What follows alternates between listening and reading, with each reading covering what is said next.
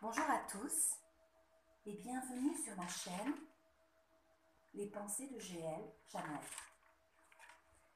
C'est avec le cœur rempli de bonheur que je vous accueille aujourd'hui pour vous remercier sur le retour extrêmement positif et bienveillant que vous avez eu concernant les 2 premières vidéos de la chaîne. Je remercie aussi les abonnés de leur présence, de leur bienveillance. Et je vous remercie de soutenir le YouTube Love, car il est bien connu que sur YouTube, les vidéos qui font le plus de vues sont celles tournées vers la violence. Et je vous remercie de prouver le contraire en soutenant cette chaîne. La notion que nous allons aborder aujourd'hui est celle de la souffrance, jumelée à la résilience. En effet, nous allons scinder notre approche en 3 chapitres. Nous allons traiter de la souffrance, du devenir de la souffrance ou de la transformation de cette dernière, pour finir sur quelques outils qui peuvent être utiles pour tenir bon pendant la souffrance et pour vous aider à la dépasser. Tout d'abord, la souffrance est une notion commune à l'ensemble des êtres humains. Nul n'y échappe. Il est totalement faux de penser que la souffrance est réservée à un groupe bien précis d'hypersensibles, de faibles, qui ne savent se confronter à la vie. La souffrance nous est commune, c'est l'une des bases de notre condition d'être humain. Nous sommes tous les mêmes et tellement différents dans le même laps de temps. Nous traversons tous les mêmes épreuves, les mêmes types de souffrances. Rien ne sert de penser que nous sommes uniques, car la souffrance est commune à l'ensemble du vivant. Maintenant, la manière dont nous traversons les épreuves, la manière dont nous ressentons dans notre chair la souffrance diffère d'un individu à l'autre en fonction de sa sensibilité. Une petite parenthèse est à ouvrir ici concernant les personnes qui se sentent ou qui vivent leur souffrance avec une grande intensité. Sachez que vous n'êtes pas seul, que l'on vous voit, que l'on vous soutient, et que dans les périodes d'extrême souffrance, si vous pensez être seul,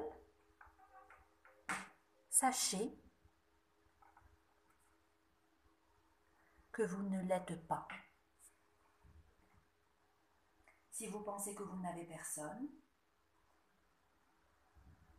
sachez que vous m'avez moi. J'ai traversé de profondes souffrances et je suis toujours là.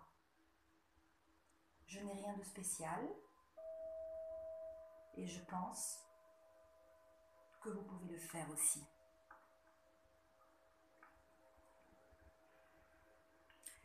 Notre second chapitre s'ouvre sur comment transformer la souffrance. La souffrance est un état, ce sont les épreuves de la vie. À nous, avec la force de caractère qui nous est légendaire, car l'être humain est extrêmement résilient, c'est à nous de savoir transformer cette souffrance en force, en leçon de vie,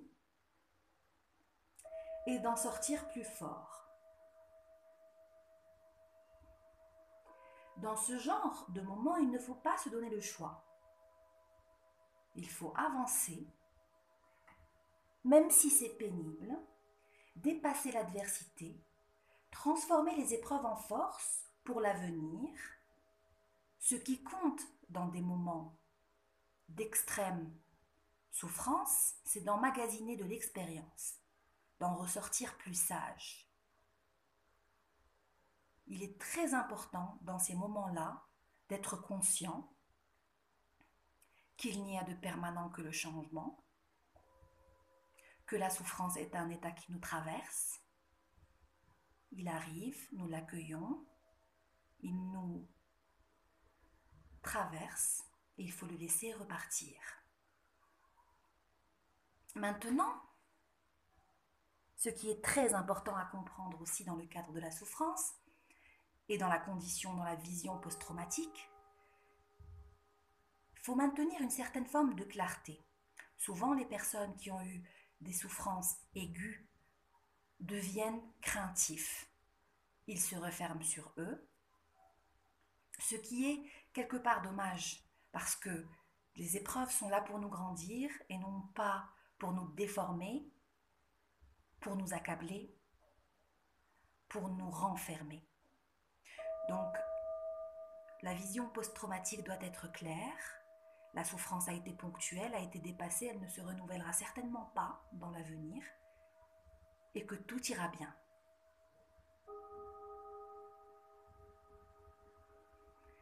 Quelques outils ici peuvent être apportés pendant les périodes de souffrance.